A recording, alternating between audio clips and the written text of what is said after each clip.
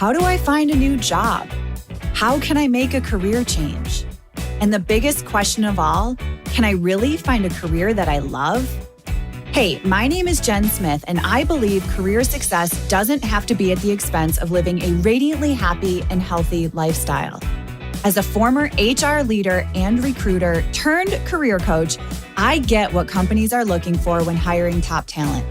What that means for you is an unmatched combination of insider knowledge and the best kept secrets about making heart-based career changes and navigating the ups and downs of job searching in today's world of work.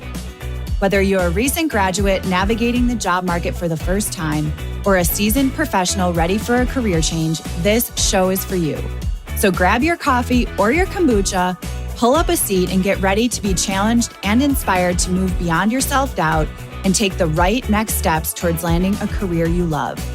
Because you deserve a long, radiantly happy and healthy career. This is the Flourish Careers Podcast. Hello, and welcome back to the Flourish Careers Podcast. I'm your host, Jen Smith, and I'm thrilled to have you here for this compelling season dedicated to the inspiring stories featured in the book, Brave Women at Work, Lessons in Letting Go. Each week, we'll spotlight an extraordinary woman as she shares her path of courage, resilience, and growth. These are stories that will move you, challenge you, and reaffirm the beauty of evolving through letting go. Today, I am so delighted to have LaRhonda Magras. LaRhonda is a leader in social change with 30 years of experience in the nonprofit sector. A Southside Chicago native and first-generation college graduate, she's a C-suite executive, entrepreneur, and lifelong advocate for human rights. Her career began in youth and family services and has grown into a legacy of leadership in social justice, women and girls empowerment, and servant leadership. LaRhonda has held executive roles at global community-based nonprofits, mentoring hundreds and shaping impactful mission-driven organizations nationwide. LaRhonda is an inspiring and sought-after thought leader who has been twice recognized as CEO of the Year Award finalist and included in Who's Who in Nonprofits for 3 consecutive years by the Birmingham Business Journal.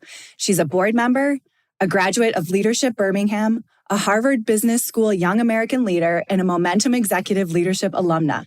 Above all, LaRhonda is guided by deep relationships as a mom, sister, mentor, and friend, and a commitment to service. LaRhonda, welcome to the show. Oh, Jen, thank you. I'm so glad to be here. Yes, and fun fact, at the time of this recording, LaRhonda and I are celebrating the launch of the ebook that went out earlier this week, and the fact that Lessons in Letting Go hit the Amazon bestseller in multiple categories. Yeah.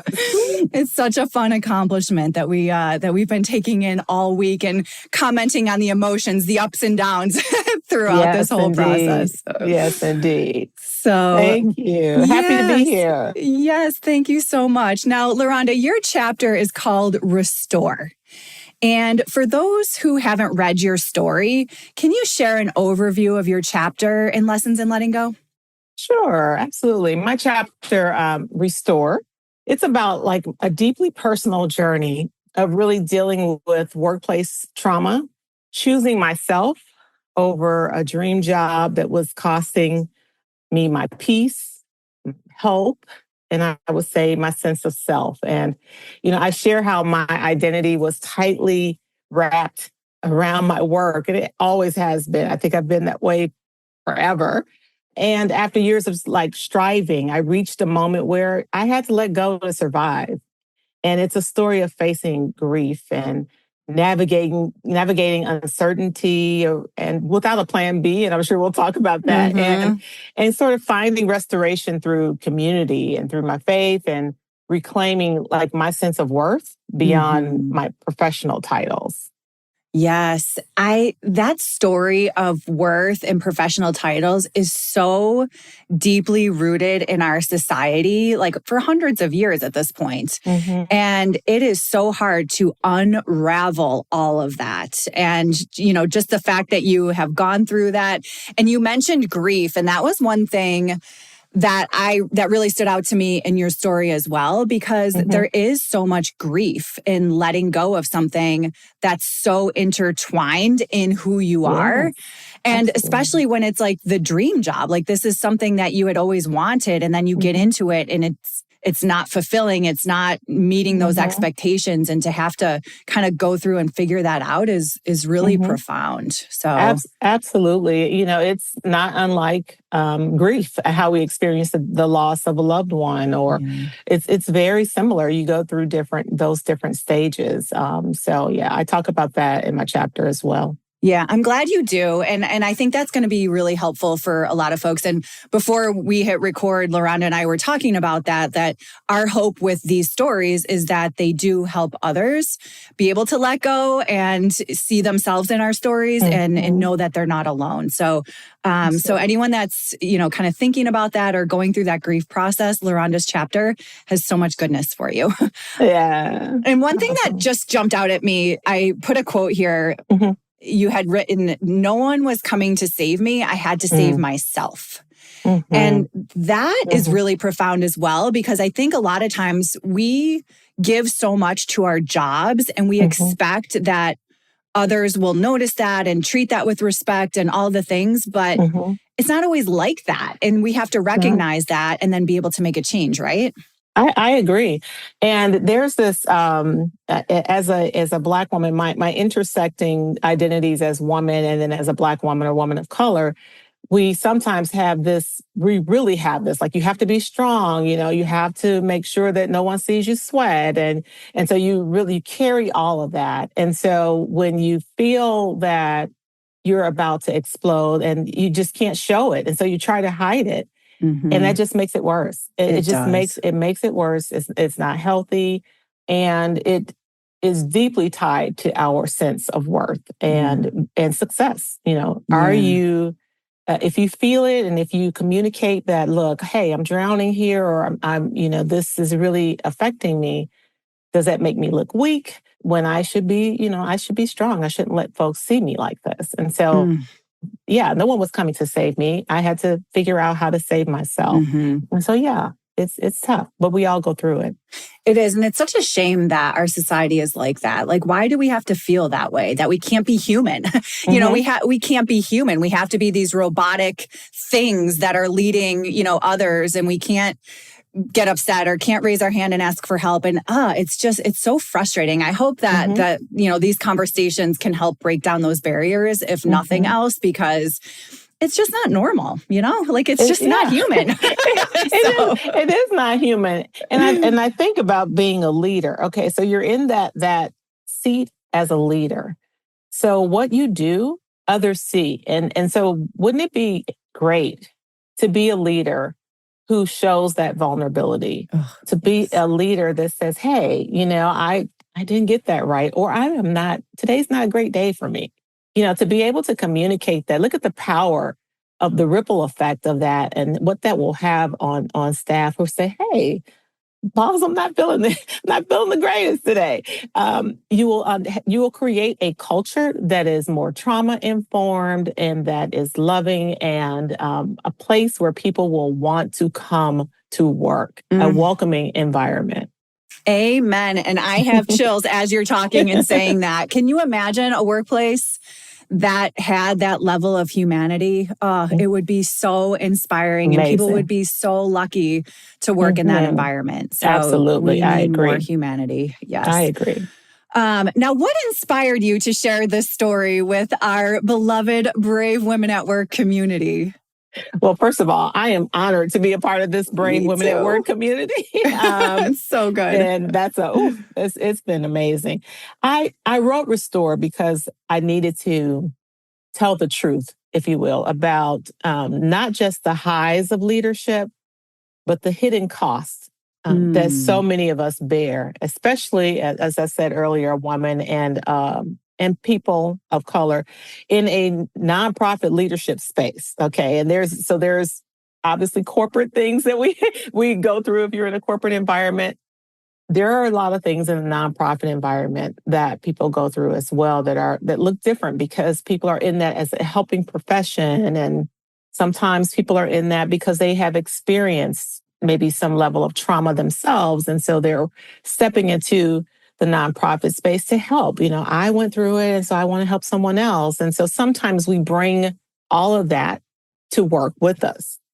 And so after leaving what I thought was my dream, what I thought was my dream job, I want to say, like I say my dream job in my chapter, but I thought it was my dream job. I realized that my story wasn't just mine, right? It was a story that so many others who have stayed too long, who have sacrificed too much, and who needed permission to prioritize their well-being. The Writing Restore was both an act of healing and a call to action. Like, you can choose yourself, and that's not failure.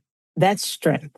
Oh, we need to quote that and write that down. Everyone listening, press the little rewind and write that down. Oh my goodness. Yes, yes, and yes.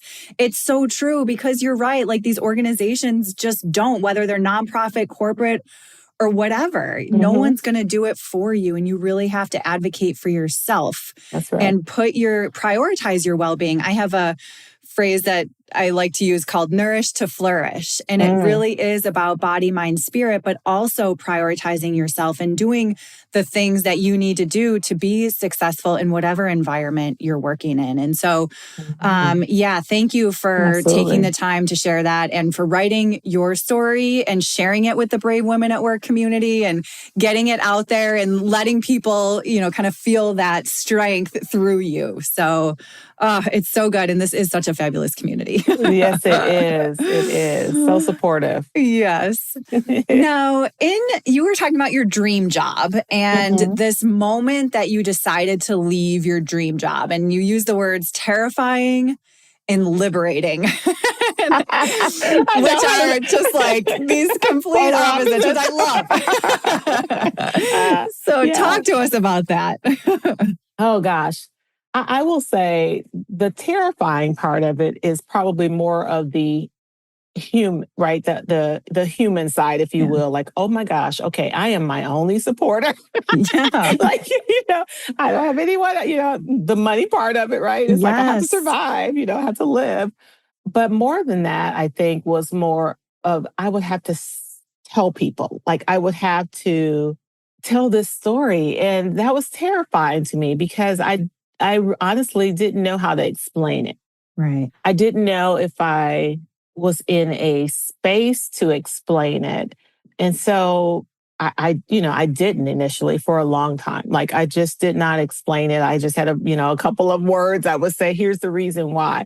It was terrifying to me. Yeah. I had never been, I think I've worked since I was 16 years old. Like, I don't recall ever being like without working. Some level of income, So it was terrifying, I think, in that way. But I also think, obviously, that it was liberating, because I could make that choice. So there's a certain amount of privilege in that, everyone can't do that. And so realizing that because I was a leader, because I, was a leader at this scale, that, there's a certain amount of privilege in that. And so I think it was liberating in the sense that I could let go and I could start the healing process. And when I tell you, when I really let go, my shoulders, it felt like my shoulders were lowered, like they were constantly up. They were up. I was always protecting myself. I liken it to like armor. And I think, if you listen to some of Brene Brown's sort of some of her teachings, it's like having this armor on all the time, protecting yourself. And now you don't have to do that anymore. And you just release and take that breath, and you just let go. And boy, was that liberating. And I could really feel a change in me. Wow. Yeah. I could just feel it when you were talking about it, when you're talking about your shoulders like that. And like, I just feel like you're like, for me, it's in my breath sometimes, like I'm holding my breath constantly. And then when you can just like exhale and put the shoulders where they're supposed to be, it makes such a difference. Oh yes, my it goodness. That stress. And I wear my stress in my shoulders, right? But I think many of us do, right? And it's like, well, you could just do that. So yes, terrifying. And that's just a very human element, but certainly very liberating. Yes, amazing. And I can't help but pull out your mom's 4 words here. Something will work out.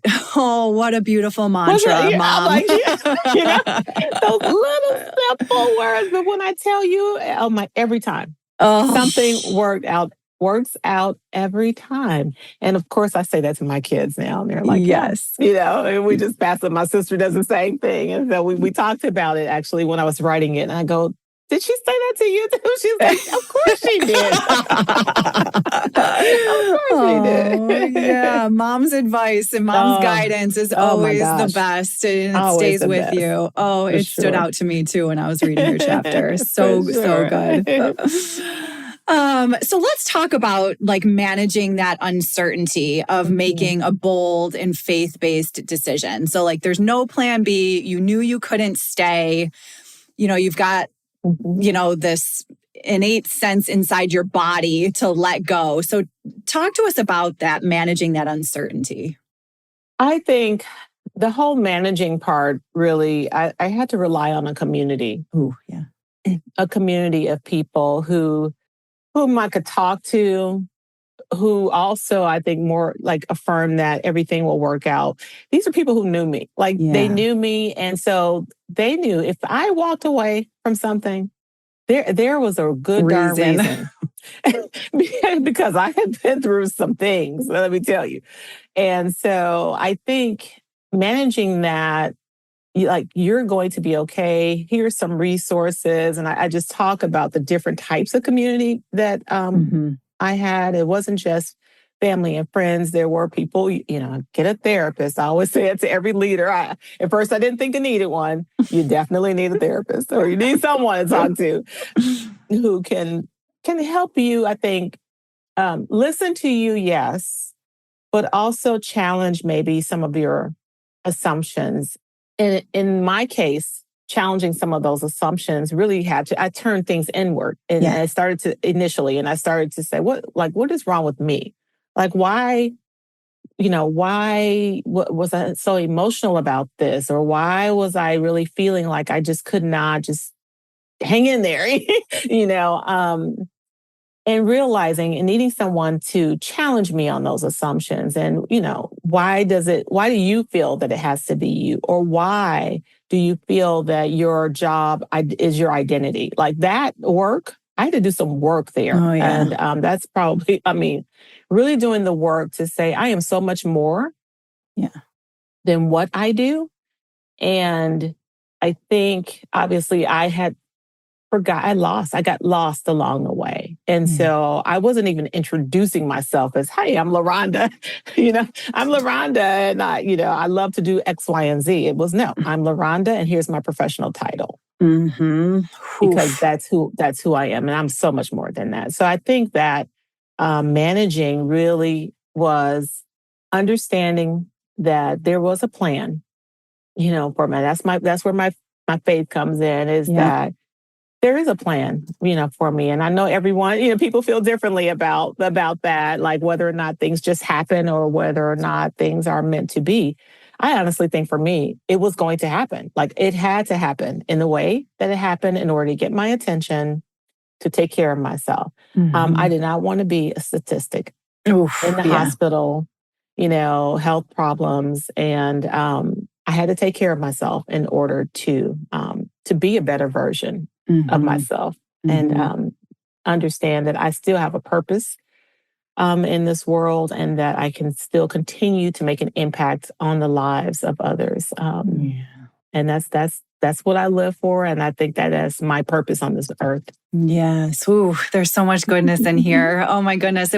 I heard you talking and I just kept hearing like that inner critic coming up, and like questioning, like, you should be happy, you should be this. Like, I can relate to that. Like, mine always said, like, suck it up, just suck it up. You can do it, and it's like, no, I can't. I don't want to. Like, maybe I can. Yeah, I can do it, but I don't want to. Like, I've had enough, And so, yeah, that critic and having someone to talk to about and kind of question that critic is really, really helpful.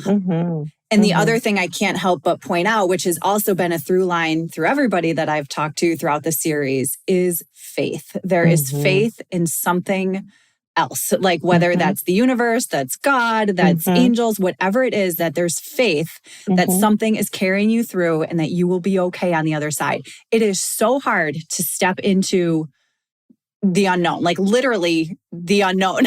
It's like, especially when you've been in it for how many years, 20, 30 years. It's like, this has been my life for decades.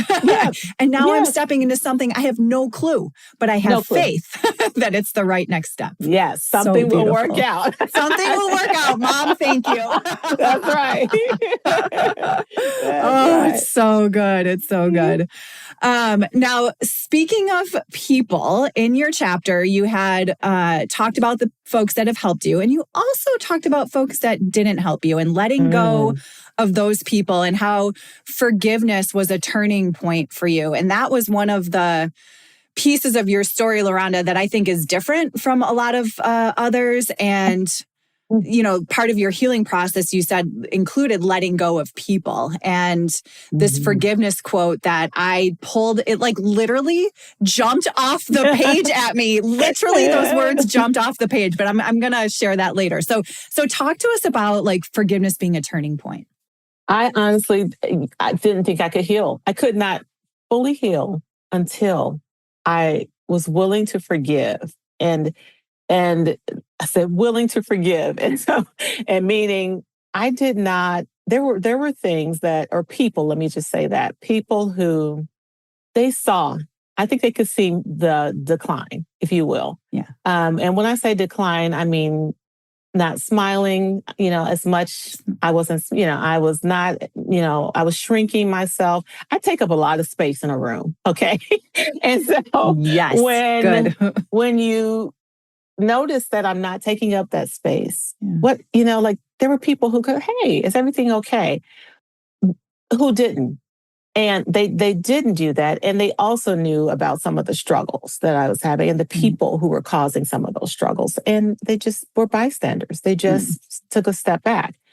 And I think had they, maybe, we could have thought, I could have said this in 100 different ways, but either had I reached out to them, yes, and maybe said, hey, are you aware that this is happening to me? Or they, noticed they could have reached out and said, hey, I know that this thing is happening to you. And so I was hoping that would happen, and it didn't. But I knew I had to forgive. It didn't matter at that point during my healing process, which happened first, whether it was the chicken or the egg. Either way, I think in order for me to move forward, I had to let that go because that will weigh you down. Like that, I didn't want that to become my anger, if you will, for these individuals to be my story. I did not want that to be a part of my story. My story was about how you come through and come out on the other side, a much better person. And a much better person is not someone who's holding on to anger from the past. I can't. It's like I literally was like, God bless you. God bless you, folks. Peace. I hope you heal. I hope something works out for you. Yes. But this girl is moving on. Moving on. And honestly, if I saw them today in the street, I would, hello, all of them. I don't have any of that in my heart anymore. Yeah. And I have to share the quote because it's so good. Literally jumped off the page at me she says, so I let it go, not because they deserved it, but because I deserved it.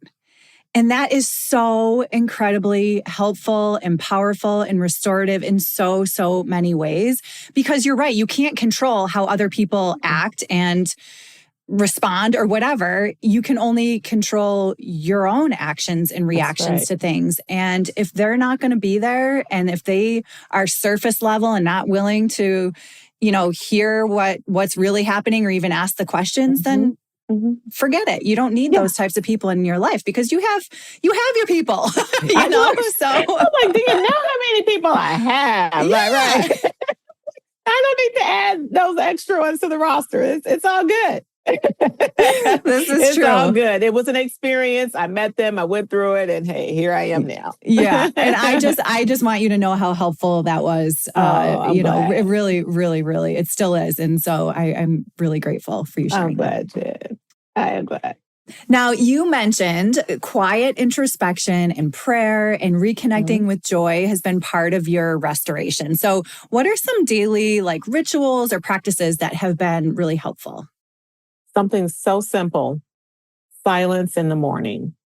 My ritual had become wake up first thing, turn on the news, certainly look at my phone. Had to do that. Yep. I never spent time. I stopped spending time. Let me just say that. I stopped spending time with myself. And that is quiet. And what comes out of that silence is that you do hear, you can hear the voice, you can hear your own voice. You can hear, for me, it was, listening to God and just understanding that is what makes me a better person, is to let that kind of start out that way in the mornings.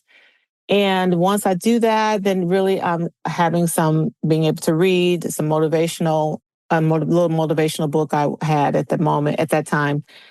Journaling obviously was a part of that as well.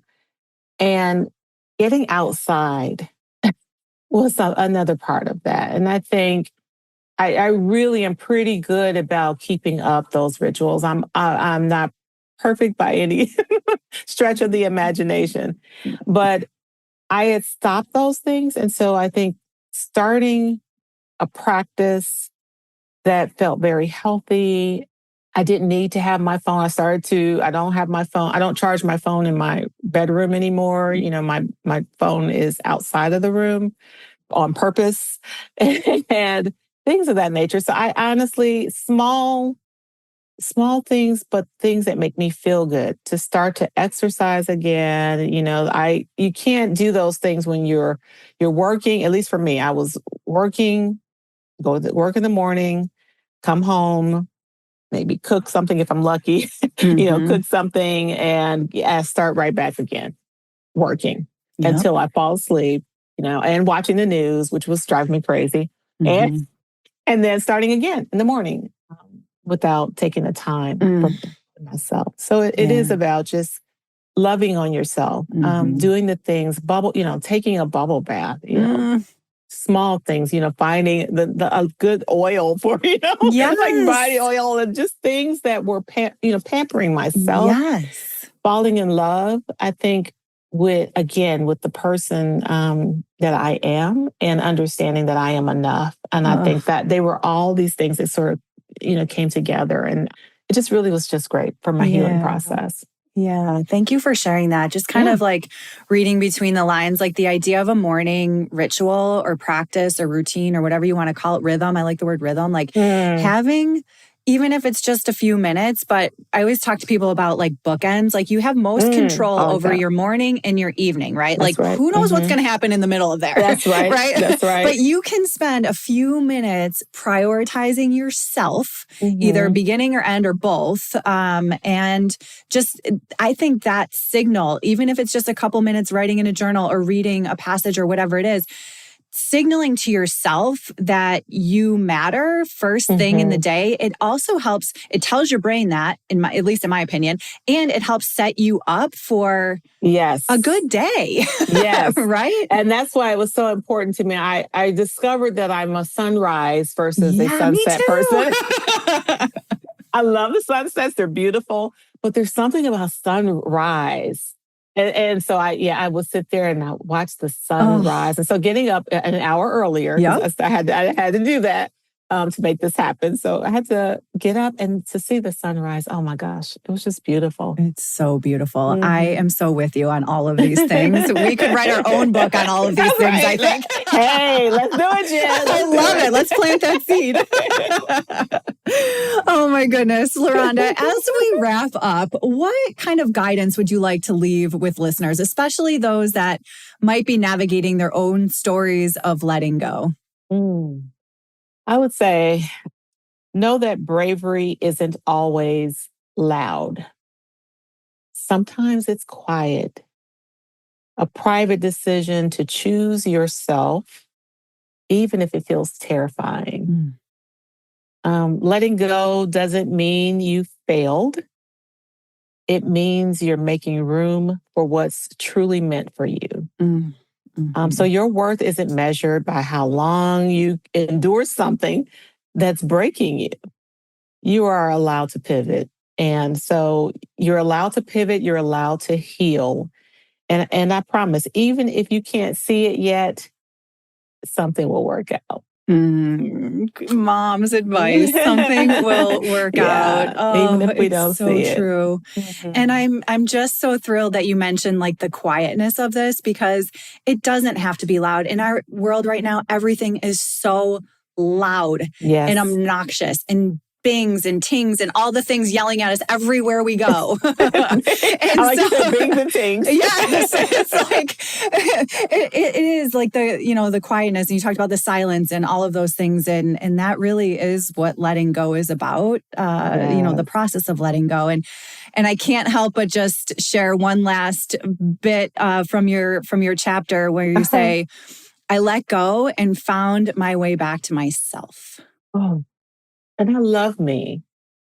Seriously. Right? And yes, that letting go, and I have no regrets. No regrets. And I'm just so grateful, because I honestly believe that even in this book, our book, that we're just starting. I feel like I'm just starting, and I am on this side of my career. And I think that I have so much more to go, and yes. I'm just ready for it. I'm open, and this process of writing this chapter, it's something changed in me. I think in writing it, where I feel even more open to what's ahead, and that's usually a little scary too, right? It's like you don't really know where this, what may come of this, and I'm here for it. Yes. Oh my gosh. When you were saying that, I had this visual of literally like your heart, like just being so open. Like that's what came to me when you were saying that. Just like this visual of like, I'm here, like I'm opening my arms, I'm receiving, I'm ready. Like, yes. And instead of like trying to figure it out, I'm so strategic, right? And it's like, okay, let me see. let me think about this. Let me plan it out. Is it going to have a big impact? And sometimes you just have to be open, and there's joy that comes through all of that. So yes, there is. All the light comes through. Oh my goodness, right. LaRhonda, thank you so much for spending this time with us. I am so moved by your story and your resilience and insights. And I do not doubt that this will be a guiding light for others walking these similar paths. So thank you so much. And where can people find you if they want to connect with you? LinkedIn is a great way. LaRhonda Dingle Magras on LinkedIn. Excellent. And we'll make sure that link is in the notes for people to reach out if they would like to. So fantastic. Thank you so much. It has been such a joy. What a fun conversation. Thanks, Jen. I appreciate it. Listeners, I hope the stories in this series serve as a reminder that careers are rarely easy or linear. It's the courage to let go and embrace the unknown that shapes our path. Every career story has the potential to inspire and connect us in the most unexpected and meaningful ways. I am certain that LaRhonda's story inspired you, and I know that you will love this book. So don't miss the chance to own these incredible stories. Order your copy of Brave Women at Work, Lessons in Letting Go today on Amazon, and help us celebrate all the brave women at work. Coming up next week, Jackie and Amy are going to take over the mic to interview me about my personal story of letting go. So thank you so much for tuning in, and we'll talk to you next time.